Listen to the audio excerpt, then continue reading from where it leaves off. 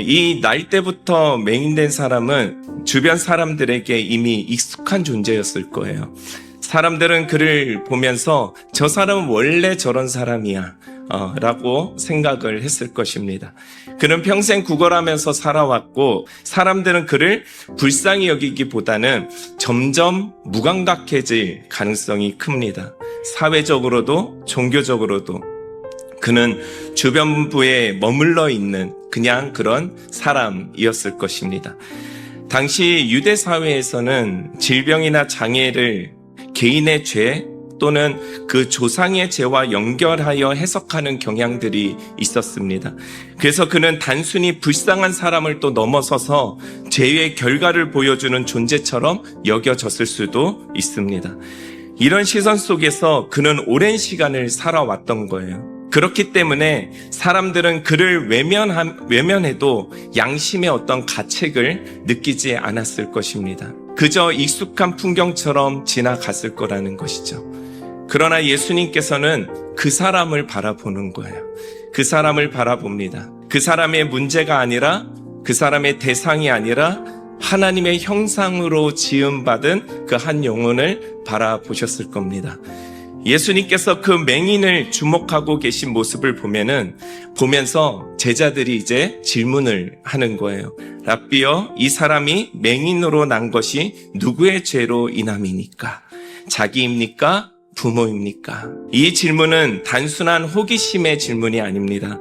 그 시대의 신앙적 사고방식을 그대로 반영하고 있는 거예요. 고통의 원인을 찾고 책임을 규명하려고 하는 그냥 태도인 것이죠. 당시 유대인들은 그런 고정관념을 가지고 있었다라는 거예요. 질병은 죄의 결과라는 생각이에요. 이것은 단지 그 시대의 사람들만의 문제가 아니라 사실 오늘 우리에게도 동일하게 나타나고 있는 모습 중에 하나죠. 우리는 사람을 만날 때 사람을 시선으로 하나님의 시선으로 바라보기보다는 이미 가지고 있는 틀과 어떤 기준으로 바라볼 때가 있다라는 거예요. 그래서 우리는 자신의 생각을 들여다보는 연습이 굉장히 중요한 거예요. 오늘 본문에서 예수님께서 바로 이 고정관념에 도전하시는 거예요. 첫째는 안식일에 대한 고정관념이에요.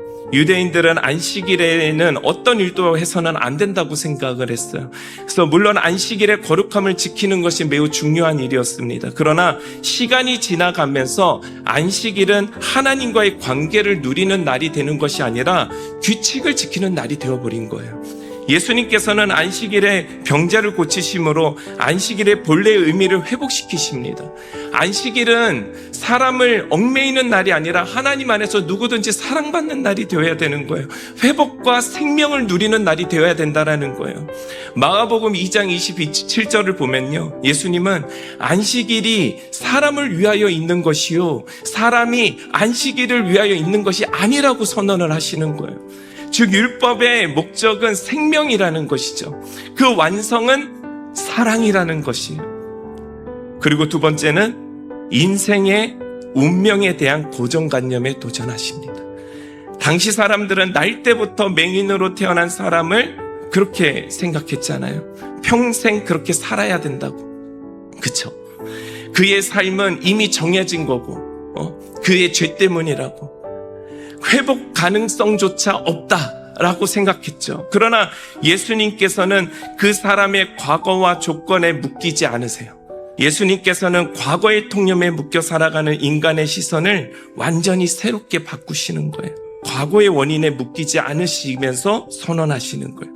오히려 하나님의 관점으로 현재를, 그 미래의 관점을 현재로 가리켜서 이루어질 것에 대해서 말씀하세요. 예수님의 대답이 굉장히 놀랐습니다. 이 사람이나 그 부모의 죄 때문이 아니라 뭐라고요? 그에게서 하나님의 일이 나타나려 하시며 하나님의 일이 나타날 거라는 거예요. 그래서 예수님을 만난 사람은 더 이상 우리는 과거에 매여 있는 사람들이 아니에요. 실패했다고 우리는 정의를 내릴 수 있는 자들이 아니에요. 우리는 어떤 상처에 매여 있는 자들이 아니에요. 하나님의 가능성과 계획 속에서 우리는 이제 살아나야 되는 거예요. 살아나시기를 축복합니다. 예수님 다 깊이 만나시고 성찰하셔서 살아나시기를 축복합니다. 살아나셔야 되는 거예요. 미래, 하나님은 우리를 위하여 일하신다. 하나님은 우리를 위하여 일하신다. 지금도 나의 구원을 위하여 일하신다. 하나님은 지금의 나를 천국의 백성으로 만들기 위하여 일하신다는 것을 알고 끊임없이 지금의 삶을 성찰하셔서 거듭나셔서 하나님의 사람이 되시기를 축복합니다. 우리의 인생 속 문제들도 굉장히 동일합니다. 지금 이해되지 않는 상황이 우리 삶 가운데 벌어지고 그런 상황을 마주하고 있다라는 소식을 제가 접할 때가 있습니다. 그러나 하나님은 그 시간을 절대 헛되게 사용하지 않으신다라는 것을 여러분 믿으시기 바랍니다. 하나님은 우리의 아픔을 통해 믿음을 세우시고요, 성품을 다듬어 주시고요, 결국 하나님의 영광을 나타내신다라는 거예요. 그러므로 우리는 더 이상 과거에 묶여 있는 이 질문만 하지 않습니다. 왜 이런 일이 나에게 일어났는가? 거기에 멈추지 않습니다. 이제 우리는 이렇게 질문합니다. 하나님, 이 상황 속에서 하나님께서 정말 저를 통하여 이루시고자 하는 일이 무엇입니까? 진정한 거듭남이 무엇입니까? 절망 속에서 희망을 찾는 거예요. 누구로 인해? 예수님으로 인해. 이게 거듭남이거든요. 여러분, 우리가 절망하는 습관을 갖지 맙시다. 상황적으로 절망하지 마세요. 나의 고정관념으로 마음을 무너뜨리지 마십시오. 예수님께서는 또한 말씀하세요. 때가 아직 낮음에 나를 보내신 이의 일을 우리가 하여야 하리라. 밤이 오리니 그때는 아무 일도 할 수 없느니라. 예수님은 낮이기 때문에 일을 해야 한다라고 말씀하세요. 안식일이 때문에 쉬어야 한다라고 말하지 않으세요. 예수님이, 왜냐하면 예수님께서가 바로 안식일 그 자체이시기 때문에 그래요. 예수님은 예수님의 일을 하기 위하여 이 땅에 오셨어요. 자신의 사역을 완수하기 위해서 오셨어요. 예수님에게는 안식일이 따로 필요가 없어요. 예수님 자체가 안식일이기 때문에. 평생 앞을 못 보는 맹인보다 더 큰 고통이 어디에 있습니까? 그에게 안식을 주셔야죠. 그에게 참된 사랑을 주셔야죠. 예수님께서는 그 맹인을 안식으로 초대하는 거예요. 예수님께서는 일부러 맹인을 선택하셨어요. 왠지 아세요? 내가 지금 두 눈을 뜨고 있어도 스스로 믿지 못하는 자와 맹인을 대비시키기 위해서요. 맹인은 압니다. 무엇을 압니까? 스스로 볼 수 없다는 것을. 그러나 우리는 자꾸 두 눈이 달려서 우리가 볼 수 있다라고 믿어요. 근데 진짜 봐야 할 것들을 보지 못할 때가 너무 많다라는 것이죠. 그리고 예수님은 5절입니다. 내가 세상에 있는 동안에는 세상의 빛이로다. 자신이 세상의 빛이심을 다시 한번 말씀해 주시는 거예요. 여러분, 메시아적 소명이 무엇인 줄 아십니까? 맹인의 눈을 뜨게 하는 게 메시아의 소명이에요. 이사야 35장에 나와 있거든요. 그때에 맹인의 눈이 밝을 것이며 못 듣는 사람의 귀가 열릴 것이며 그때에 저는 자와 자는 사슴과 같이 뜰 것이며 말 못하는 자는 혀로써 노래하리라. 그래요. 말씀에 나와 있듯이 맹인이 본다라는 것은 메시아적 소명이라는 거예요. 그리고 이 말씀을 하시곤 우리가 잘 알다시피 흙에 침을 뱉으셔서 진흙으로 만드셔서 그 맹인의 눈에다가 바르십니다. 왜 이런 지저분한 일을 하셨을까? 유대 전통 랍비 문헌에는요, 안식일의 규정을 보면 진흙으로 안식일에 무언가를 못 만들게 되어 있어요. 예수님은 그 규정도 깨워버리시는 거예요. 침으로 진흙을 만들어서 그의 눈에 바르시고 실로암 못에 가서 씻으라는 거예요. 맹인은 정말 이 엉뚱한 예수님의 방식에 순종하지 않을 법도 한데 순종함으로 실로암까지 갑니다. 그래서 맹인의 눈이 떠지죠. 실로암의 뜻이 무엇입니까? 보냄을 받았다라는 뜻이잖아요. 보냄에 순종한 맹인의 눈이 떠졌어요. 그래요. 오늘 본문을 갖고 우리가 하나님의 말씀을 다 함께 들었는데 이것 하나 우리가 좀 기억할 수 있으면 좋을 것 같아요. 그리스도의 정체성이 무엇인가? 우리는 문제 가운데로 보냄을 받은 사람이다 라는 것을 인정했으면 좋겠어요.